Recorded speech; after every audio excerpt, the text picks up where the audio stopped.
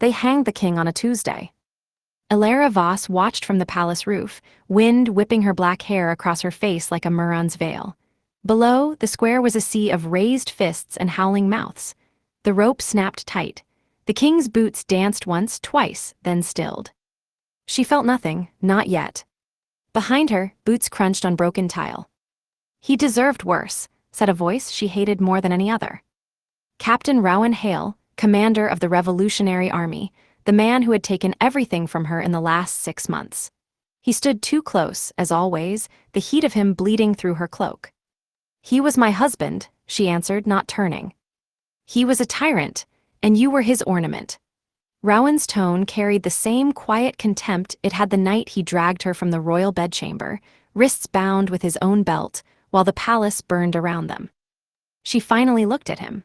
Gods, he was beautiful in the way a storm is beautiful, all sharp edges and gathering violence.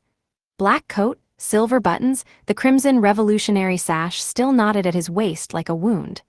The scar she had given him 3 weeks ago, when she tried to cut his throat in the dark, ran fresh and pink from ear to jaw. "I am still queen," she said. "Not anymore." He stepped closer. "Tonight the council votes to abolish the monarchy. Tomorrow they decide what to do with you. Execute me, obviously. Get it over with."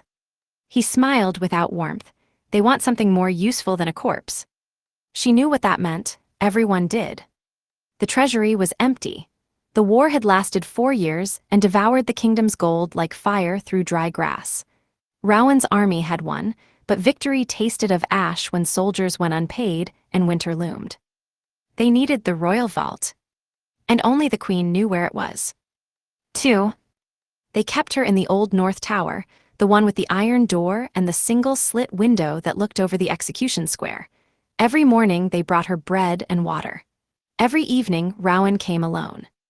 He never touched her, not anymore.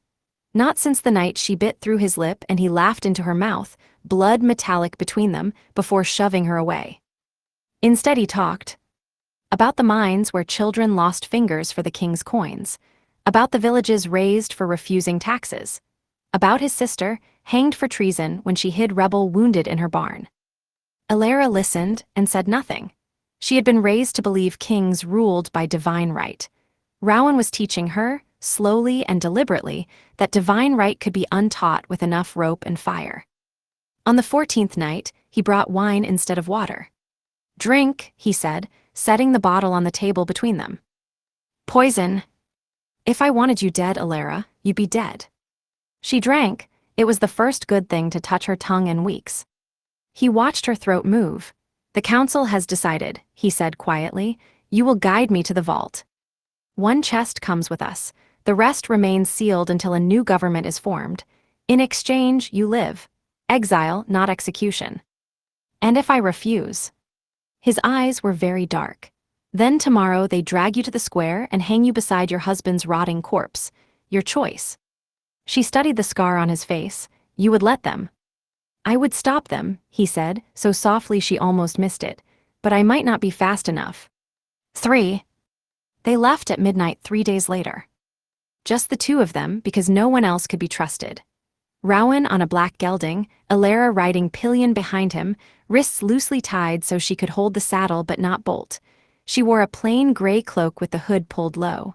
To anyone watching, just another camp follower.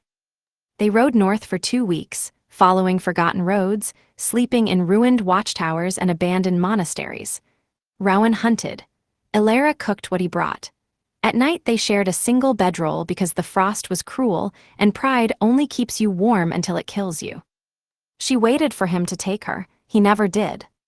On the 17th night, snow beginning to fall, she asked why. He was sharpening his dagger by the fire.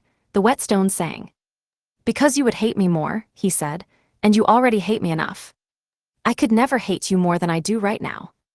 He glanced up, firelight carved hollows beneath his cheekbones. Then we're at capacity. She crawled across the bedroll and kissed him anyway. He tasted like steel and snow. His hands came up to grip her shoulders, hard enough to bruise, holding her away for 1 heartbeat, 2, then dragging her into his lap like surrender. They fucked beside the dying fire with the desperation of people who expect to be dead by morning. When it was over, he buried his face in her neck and shook so hard she thought he was crying. He wasn't. He was furious. "Don't do that again," he whispered against her skin. "I decide what I do with my mouth, Captain." He laughed once, raw and broken. 4. They reached the vault on the first day of true winter. It was hidden beneath the ruined temple of St. Morven, 3 days' ride past the northern border. The entrance required 2 keys. One Rowan had taken from the king's corpse, the other Alara wore on a chain between her breasts, warm from her skin. Inside, the air was dry and smelled of old honey. Gold stacked in neat bars gleamed like captured sunlight. Jewels spilled from coffers the way grain spills from a ruptured sack.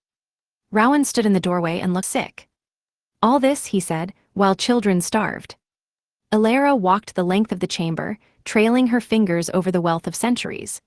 At the far end stood a single iron chest, smaller than the rest. "That's the one," she said. He crossed to it, inserted his key. She inserted hers, the lock clicked.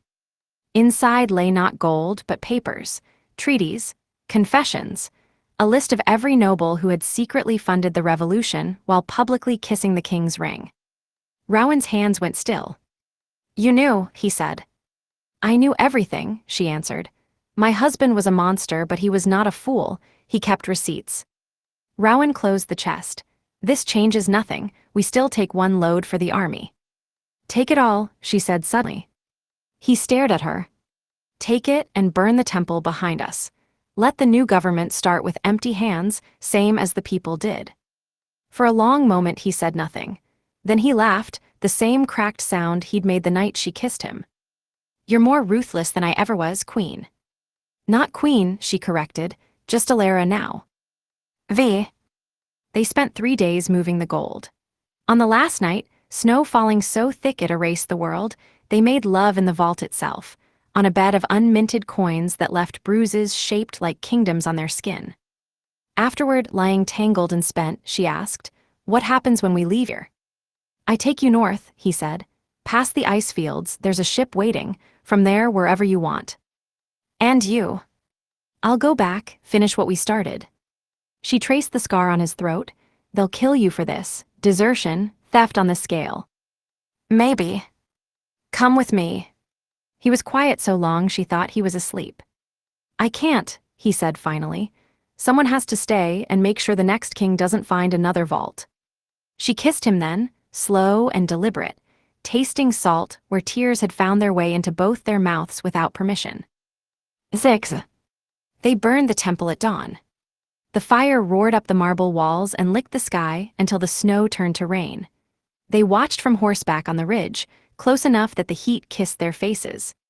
When the roof collapsed, Rowan reached back without looking and found her hand. She laced her fingers through his. "Ready?" he asked.